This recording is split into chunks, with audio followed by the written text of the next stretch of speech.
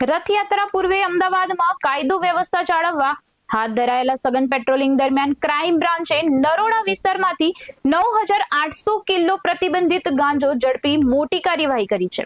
બાતમીના આધારે 2 આરોપીઓની ધરપકડ કરી પોલીસે અંદાજે ₹4 લાખના ગાંજા સહિત કુલ ₹5.50 લાખથી વધુનો મુદ્દામાલ જપ્ત કર્યો છે।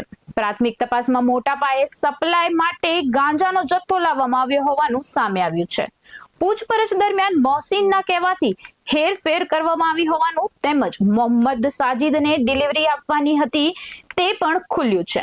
પોલીસે બંને આરોપીઓના રિમાન્ડ મેળવી રાજસ્થાન અને ઉત્તર પ્રદેશ સુધી ફેલાયેલા ડ્રગ્સ સપ્લાય નેટવર્ક અંગે વધુ તપાસ શરૂ કરી છે।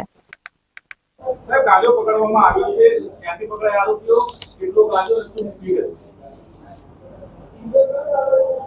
અમદાવાદ ક્રાઇમ બ્રાન્ચની અલગ અલગ ટીમો હાલ જે આગામી રથયાત્રા છે 149મી 2026ની અનુસંધાને અમદાવાદ શહેરમાં કાયદો અને વ્યવસ્થાની પરિસ્થિતિ જાળવવા તેમજ કોઈપણ પ્રકારની ગેરકાયદેસર પ્રવૃત્તિ હોય તેને શોધી કાઢવા માટે સતત કાર્યરત છે। આ જ કાર્યવાહીના અનુસંધાને ક્રાઇમ બ્રાન્ચની ટીમને એક માહિતી મળેલી હતી કે એક વ્યક્તિ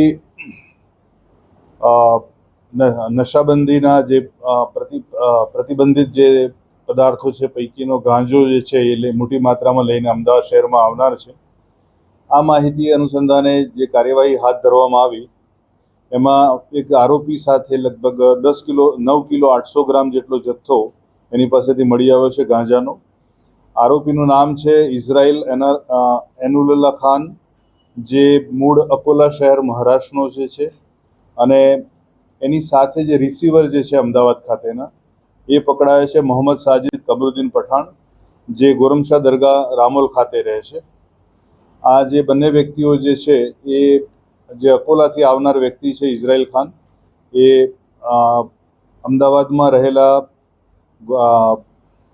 શહીદ અંસારીના જે છે સાજિદ કમરુદ્દીન પઠાણ એના સંપર્કમાં આવેલો અને એણે મંગાવેલો ગાંજો, એ ગાંજાની કુલ કિંમત થાય છે ₹4,90,000 અને ટોટલ બધો થઈને જે મુદ્દામાલ મળી આવ્યો છે એ ₹5,60,000નો મુદ્દામાલ છે। આ બંને આરોપીની હાલ પ્રાથમિક પૂછપરછ ચાલુ છે અને આ પ્રાથમિક પૂછપરછમાં જે માહિતી મળી તે મુજબ આ જે ગાંજો જે છે એ અકોલા ખાતેથી મોહસિન બાબા નામના વ્યક્તિએ ઇઝરાઇલ ખાનને લઈને અમદાવાદ મોકલેલો હતો અને આ બંને આરોપીને હાલ પોલીસ કસ્ટડી રિમાન્ડ મેળવેલા છે અને આરોપીઓ હાલ 4 દિવસની પોલીસ કસ્ટડીના રિમાન્ડ ઉપર છે।